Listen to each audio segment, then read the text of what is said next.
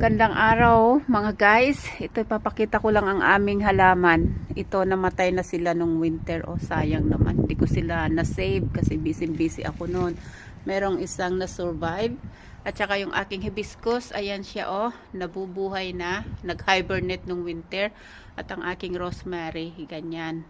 Tapos dito sa likod ng bahay namin, meron kaming maliit na garden. Taniman ng mga patatas, ganyan. Tapos mga pechay at yung aming apple, ayan siya, namumulaklak na hanggang doon. Ayan siya. Ayan.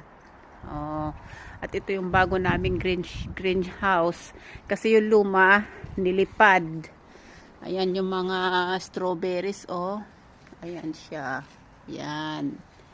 At saka yung aming cherry tree. Ayan, namumulaklak na sila guys. Ayan. So hanggang